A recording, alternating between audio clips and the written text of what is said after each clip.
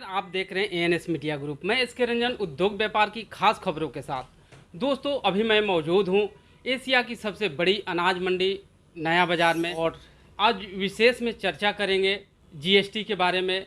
और चर्चा करने के लिए हमारे साथ है pulses and food grain committee CAIT के chairman, pulses and beans importer association के अध्यक्ष प्रदीप जिंदल जी। आइए उनसे बात करते हैं, क्या बता रहे हैं जीएसटी के बारे में। गत कुछ दिनों से जीएसटी आने के बाद व्यापारी उहापोह में थे, इसके टर्मिनोलॉजी को लेकर के।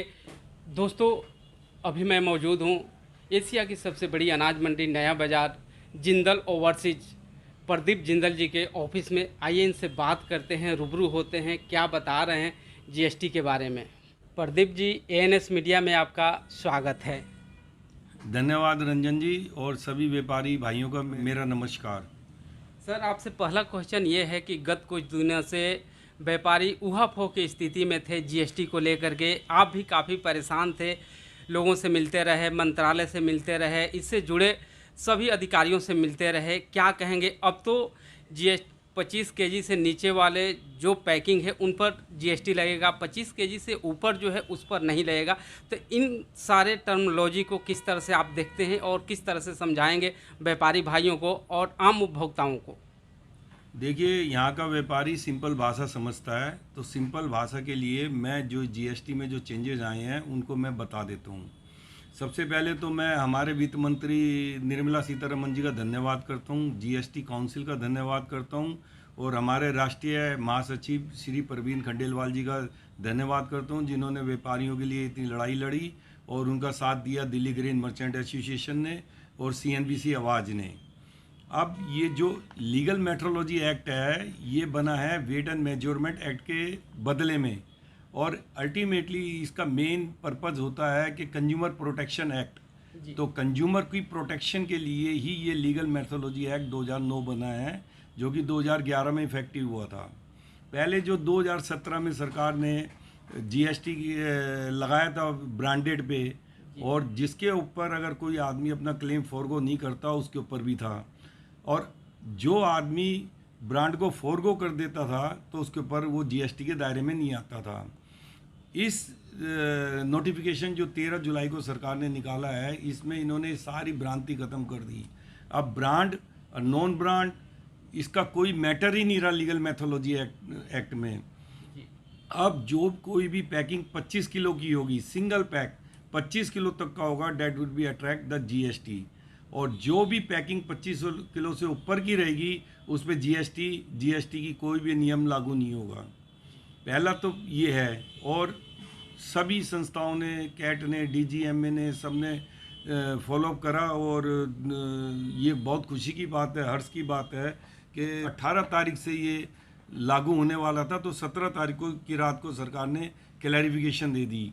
तो जो 17 तारीख को सरकार ने FAQ निकाला है, उसमें सारे पॉइंट बहुत ही डिटेल्ड पॉइंट दे करके सरकार ने बहुत ही डिटेल क्लैरिफिकेशन दे करके बहुत ही आसान शब्दों में समझाया है कि प्री पैक्ड का क्या मतलब होता है। 25 किलो जो प्री पैक्ड एंड लेबल्ड होगा उस पर ही जीएसटी लगेगा। प्री पैक्ड का मतलब होता है तुम्हारा परचेजर तुम्हारे सामने नहीं है, उसकी एब्सेंस में तुमने पैकर ने या मिलर ने या होलसेलर ने पैकिंग की है, और वो पैकिंग प्री डिटरमाइंड क्वांटिटी है, जैसे such as 1 kilo, 2 kilo, 5 kilo, 10 kilo, 25 kilo, और उसके ऊपर एच पर लीगल मेट्रोलॉजी एक्ट के हिसाब से उसके ऊपर जो लेबल लगा है, जो लेबलिंग की रिक्वायरमेंट है, जो रूल 6 में लीगल मेट्रोलॉजी एक्ट में लेबलिंग रिक्वायरमेंट है और उस पर लेबल लगा हुआ है, तो वो प्री पैक्ड लेबल माना जाएगा।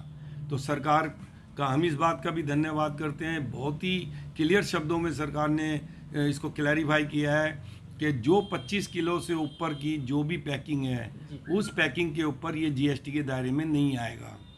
अब कई लोगों को भ्रांति थी, कई क्वेश्चनों में थी कि हम 25 किलो से ऊपर हम लीगल मेट्रोलॉजी के एक्ट के हिसाब से हम इसको लेबलिंग नहीं लगाते थे, लेकिन food standard and safety FSSAI के हिसाब से हमें लेबल लगाना पड़ता था। तो अल्टीमेटली हम तो प्री पैक्ड में भी आ गए और FSSAI में भी आ गए। तो मैं आपको ये बताना चाहता हूँ, जो इसका जो होलसेलर का चैप्टर 3 है यहाँ लीगल मेट्रोलॉजी एक्ट का, इसमें बहुत क्लियर लिखा हुआ है, provided that nothing in this rule shall apply to in relation to a wholesaler package in declaration similar to the declaration specified in this rule is required to be made on such wholesale package or under any other law for the time being in force।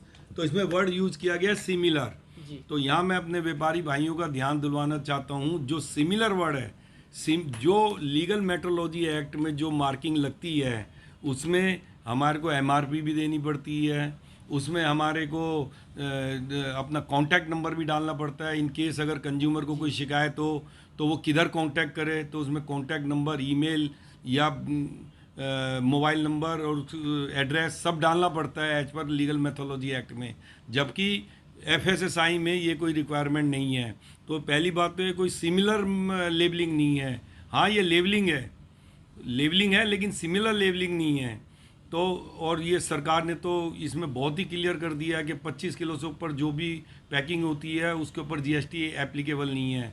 तो अब जो concept है कि ये जो brand है, brand नहीं है, उसको दिमाग से पूरा ही निकाल दिया जाए, उसको सब्स्टिट्यूट कर दिया जाए pre packed and labelled H पर अंडर लीगल मेट्रोलॉजी एक्ट। तो लीगल मेट्रोलॉजी एक्ट में जो लिखा है वो मैं आपको सब डिफाइंड कर दिया है। अब इसके अलावा कई लोगों का ये भी क्वेश्चन था, वो सरकार ने बहुत अच्छी तरह क्लियर कर दिया कि हम जैसे रिटेल पैक एक होलसेल पैक में डाल दें, सच एज हम 1-1 किलो के 30 पैक डाल दें और 30 किलो का एक मास्टर बैग बना दें, तो क्या उस 30 किलो का जो मास्टर बैग होलसेल पैक है उसके ऊपर वो लगेगा या नहीं लगेगा? तो क्योंकि उसके अंदर जो रिटेल पैक है वो कंप्लाई कर रहा है लीगल मेट्रोलॉजी एक्ट को, तो इस वजह से वो 30 किलो का जो होलसेल पैकेज है उसके ऊपर भी जीएसटी लगेगा। ये सरकार ने भी क्लियर कर दिया। और इसके बाद कई लोगों के ये भी क्वेश्चन थे कि हम तो 30 किलो होलसेलर को बेचते हैं या डिस्ट्रीब्यूटर को बेचते हैं, तो अगर आप डिस्ट्रीब्यूटर को 25 किलो तक का देते हैं तो आपको जीएसटी लगाना है। 25 किलो के ऊपर 30 किलो अगर आप देते हो तो उसमें जीएसटी नहीं लगाना। उसके बाद अगर वो डिस्ट्रीब्यूटर आगे इसी लीगल मेट्रोलॉजी एक्ट को फॉलो करते हुए अगर वो काम करता है तो उसको वो कंप्लाई करना पड़ेगा उस डिस्ट्रीब्यूटर को। यहाँ जो सेलर है उसकी हेडेक वहीं ख़त्म हो जाती है, उसका जो पैरामीटर है वो वहीं ख़त्म हो जाता है जब उसने सेल कर दिया। अब वो डिस्ट्रीब्यूटर से जो माल परचेज करता है, अगर वो सेम रूल्स अप्लाई होंगे, 25 किलो तक कोई जीएसटी नहीं, 25 किलो के ऊपर जीएसटी। अगर वो उसका बायर अगर लूज में बेचता है, अपने बायर के आगे बेचता है, विदाउट प्री डिटरमाइंड क्वांटिटी बेचता है, तो उसके ऊपर वो जीएसटी एप्लीकेबल नहीं है। लेकिन होलसेलर डिस्ट्रीब्यूटर को अगर वो 25 किलो तक है तो जीएसटी चार्ज करना है। आगे चाहे वो 25 किलो की, अगर ऐसा भी हो सकता है 25 किलो का माल भी वो आगे लूज में बेच रहा हो, लेकिन दोनों सूरतों में अगर 25 किलो तक है तो डिस्ट्रीब्यूटर को जीएसटी लेना है, और उसके आगे अगर वो 30 किलो देता है तो उसमें जीएसटी नहीं लेना। और उसके आगे जो रिटेलर अगर उसको लूज में बेचता है, दोनों चाहे 25 किलो चाहे 30 किलो, उसके ऊपर लागू नहीं होगा। अगर वही जैसे 15 नंबर दुकान की तरह अगर वो प्री डिटरमाइंड क्वांटिटी के हिसाब से 1 किलो आधा किलो पैक करता है, जैसे हम लोग 15 नंबर पे यूजली जाते हैं सब लोग, तो उस माल पे जीएसटी अट्रैक्ट करेगा क्योंकि वो ऑलरेडी प्री पैक्ड है।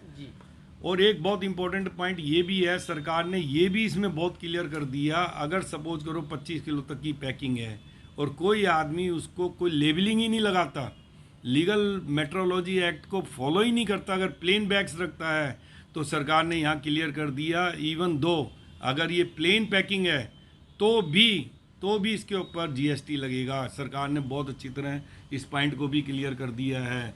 और आगे जो सरकार ने बहुत अच्छी तरह बहुत क्लैरिफिकेशन दी है, लेकिन सरकार से एक क्वेश्चन नहीं किया गया, जो हमने बहुत एक्सपर्ट से भी डिटेल कर बात करी है, कि कई लोगों के ये क्वेश्चन थे कि 30 किलो की हम पैकिंग करते हैं और हमारा रजिस्टर्ड ब्रांड है, कुछ भी रजिस्टर्ड ब्रांड हो सकता है, कोई भी रजिस्टर्ड, जैसे कोई रिलायंस हो सकता है, अडानी हो सकता है। तो अगर हम 30 किलो में अपना अगर सिंगल पैकिंग करेंगे, यहाँ इंपॉर्टेंट है single, multiple retail packing as a wholesaler 30 KG नहीं, सिंगल 30 केजी बैग्स अगर हम पैक करेंगे तो उसके ऊपर जीएसटी लगेगा नहीं लगेगा। तो मेरे व्यापारी भाइयों, मैं इसमें बहुत क्लियर बोलता हूँ, इसके ऊपर जीएसटी नहीं लगेगा, क्योंकि कंसेप्ट चेंज हो गया। आप ब्रांड और नॉन ब्रांड को तो आप भूल ही जाएं, आप प्री पैक्ड और पैक्ड की परिभाषा में आ गए हैं और ब्रांड और नॉन ब्रांड की परिभाषा ही ख़त्म हो गई है। और मैं कई भाइयों को ये भी बोलना चाहूँगा, पहले जिन्होंने right for go, claim for go के हिसाब से जीएसटी में जो एफिडेविट दिए हैं, तुरंत जीएसटी में लिख करके अपने वो सारे एफिडेविट वापस ले लें। वो लेना बहुत ज़रूरी है, क्योंकि अब नॉन ब्रांड का कंसेप्ट ही ख़त्म हो गया है। और जिनका ब्रांड है वो तो ऑलरेडी अभी भी ब्रांड में ही चल रहे हैं, तो उनको कुछ करने की ज़रूरत नहीं है। ये भी मैं जानना चाहूँगा कि क्या अभी आपने जो चीज़ आपने बताया जीएसटी के बारे में, तो अब क्या दाल अनाज व्यापारियों को जीएसटी लेने की ज़रूरत है, क्या कहेंगे? देखिए, अगर जो भी एक आदमी, सरकार का रूल है, अगर कोई भी आदमी अगर टैक्सेबल में काम करता है 20 लाख तक, तो उसको जीएसटी लेना है, या सर्विसेज और सप्लाई दोनों मिला के 40 लाख या इससे ऊपर होता है तो जीएसटी लेना है। लेकिन अगर कोई मेरा व्यापारी भाई अगर सपोज करो सिर्फ एग्जेम्प्टेड में काम कर रहा है और 25 किलो से ऊपर की पैकिंग में काम कर रहा है, तो कानूनन उसको जीएसटी नंबर लेने की कोई ज़रूरत नहीं है। आगे की क्या रणनीति है गवर्नमेंट से, क्या किस तरह की मांगे हैं व्यापारियों की सहूलियत के लिए, किस तरह की व्यापारिक संस्थाएं क्या बात रखना चाह रही है, क्या कहेंगे? आज ही हमारे कैट ने लेटर लिखा है निर्मला सीतारमन जी को, क्योंकि हमारे व्यापारी भाइयों की बहुत परेशानी लेकर करके, सबसे बड़ी परेशानी, वैसे तो छोटी छोटी बहुत परेशानी है, मैं सिर्फ यहाँ मेजर 2 परेशानी की ही बात करूँगा। क्योंकि ये सरकार ने सडनली लगा दिया 13 तारीख को, 13-14 को सैटरडे संडे था, 18 से लागू था, तो इतना टाइम ही नहीं मिल पाया लोगों को सोचने का। और सबसे 2 इम्पॉर्टेंट बात मैं यहाँ करना चाहूँगा। एक तो जो हमारे बहुत सारे व्यापारी हैं, चाहे वो दाल के हों, चावल के हों, गेहूँ के हों, आटे के हों, फूड ग्रेन्स के हों, उनमें उन्होंने वो जो स्टॉक रख रखा है, वो स्टॉक कंटिन्यूस आता है जाता है आता है जाता है, तो अल्टीमेटली वो 2 से 3 महीने की प्लानिंग कर करके वो माल परचेज़ करता है। तो उसका जो स्टॉक है जिस पे उन्होंने जीएसटी नहीं दिया, तो अगर वो 25 किलो तक की पैकिंग में है तो वो क्या करे? 25 किलो से ऊपर वाला को तो अब भी फ्री है, पहले भी फ्री था। और दूसरा मेन पॉइंट, अगर 25 किलो का अगर कोई बारदाना छपवा लिया, आजकल बारदाने भी तो स्पेशल स्टैंड के, मजबूती के और मार्किंग के और डिफरेंट कलर के, कई मार के तो 4-4 कलर के होते हैं, तो एक 25 किलो के बारदाने की कॉस्ट ही 20 से 22 रुपये कम से कम पर बैग आती है। तो वो जो बैग है वो तो उसको अनयूटिलाइज हो गया, बेकार हो गया। तो हमने सरकार से आग्रह किया है इसको लेकर के, जो पैकिंग इंडस्ट्रीज है उसमें भी हमारा प्लास्टिक, इंडिया का बहुत प्लास्टिक वेस्ट जाएगा, और इसमें नए ऑर्डर देने पड़ेंगे। नए ऑर्डर में टाइम लगता है, और नया ऑर्डर 30 किलो का देने में और पैकिंग होने में भी, मटेरियल आने में भी टाइम है। बाय द टाइम जो एक व्यापारी के पास, किसी का भाई 1 करोड़ का, किसी का 5 करोड़ का माल है, वो इस माल को कैसे डिस्पोज ऑफ करेगा? अगर उसकी स्टैंडर्ड पैकिंग 25 किलो आ रही है, मैं बार बार रिपीट 25 किलो पे जोर दे रहा हूँ मैं, जो 25 किलो से ऊपर हैं उनको तो जो पहले थे वो आज हैं, उनको तो कोई प्रॉब्लम नहीं है, उनका तो जो सिस्टम पहले था वही सिस्टम आज चलेगा। तो अब सरकार से हमने इसमें अनुरोध किया है कि 3 महीने से 6 महीने का तो टाइम होना चाहिए, एटलीस्ट 3 महीने का इसको सरकार डेफर कर दे इस नोटिफिकेशन को। ये सरकार से हमारी विशेष अनुरोध है। बाय द टाइम ये जो पैकिंग मटेरियल है ये भी यूज हो जाएगा, कंज्यूम हो जाएगा, बाय द टाइम स्टॉक भी एग्जॉस्ट हो जाएगा, और जो 3 महीने के बाद जो भी व्यापारी अपनी प्लानिंग करेगा पैकिंग को लेकर करके, माल परचेज सेल के हिसाब से, वो जो नया सरकार का फरमान आया, नोटिफिकेशन आया 13 जुलाई को, जो कि 18 जुलाई से इफ़ेक्टिव है, उस हिसाब से अपने साँचे ढांचे में हमारा व्यापारी भाई डल जाएगा। अतः अंत में मैं सारी गवर्नमेंट से नरम निवेदन करता हूँ, विनम्र निवेदन करता हूँ कि ये जो है इस नोटिफिकेशन को 3 महीने के लिए स्थगित कर दिया जाए, स्पेशली फूड ग्रेन्स के लिए, वीट के लिए, राइस के लिए, पल्सेस के लिए, ताकि ये ट्रेड में कुछ जान आ जाए, सुचारू रूप से ये ट्रेड चले। ये बहुत भारी समस्या है हम व्यापारियों की, और इसका कोई हल नहीं समझ में आ रहा।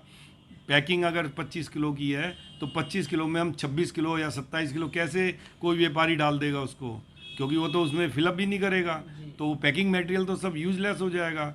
तो सरकार से अनुरोध है कि इस पे ध्यान दें, विशेष ध्यान दें, और प्रैक्टिकल प्रॉब्लम को समझते हुए कम से कम 3 महीने के लिए इसकी इम्प्लीमेंटेशन इफेक्टिव डेट को 18 जुलाई की जगह 18 अक्टूबर से इसको किया जाए। प्रदीप जी, और क्या कोई खास बातें हैं जो कि आप बताना चाह रहे हैं, व्यापारी भाइयों को समझाना चाह रहे हैं? देखिए, वैसे तो इसकी कोई एंडलेस डिस्कशन है, लेकिन फिर भी मैंने सारे पॉइंट कवर कर दिए हैं। मेरे को लगता है जो पॉइंट हम व्यापारियों से रिलेटेड भी नहीं है, फिर भी मेरा मन कर रहा है एक बार उनको मैं बता दूं। इसमें 25 किलो के अलावा इंस्टीट्यूशनल कंज्यूमर और इंडस्ट्रियल कंज्यूमर दोनों को ही इसको भी बाहर रखा गया है इससे। और इंस्टीट्यूशनल कंज्यूमर वो होता है जैसे कोई रेलवे, रेस्टोरेंट और होटल सर्विसेज, जहां हम माल देते हैं वो डायरेक्ट कंज्यूम करते हैं, तो उसको इस परिधि से बाहर रखा गया है।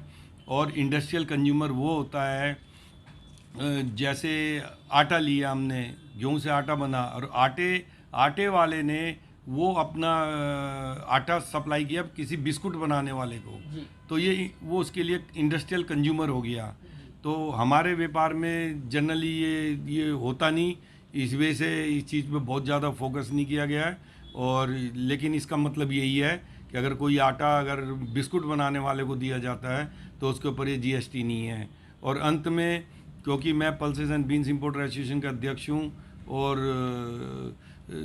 चेयरमैन हूँ pulses and beans committee CAIT की, तो कैट के ब्याह पे हम जितना मैक्सिमम हो सकता है उतना हम करते हैं, बाकी सब कुछ परमात्मा के हाथ में है। और मैं अपने आयतक भाइयों को, इंपोर्टर भाइयों को और अपने मेंबर्स के एसोसिएशन के मेंबर को एक बात और बताना चाहता हूँ कि जो अगर हम इंपोर्ट करते हैं उसमें भी सेम रूल अप्लाई होगा। जैसे 30 किलो में अगर हम इंपोर्ट करते हैं, 25 किलो से ऊपर होता है तो उसमें IGST नहीं लगेगा।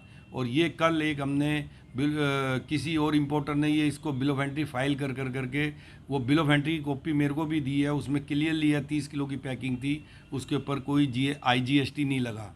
और जो 25 किलो तक की पैकिंग में कोई आदमी इंपोर्ट करेगा, कोई इंपोर्टर इंपोर्ट करेगा, तो वो IGST के दायरे में आ जाएगा।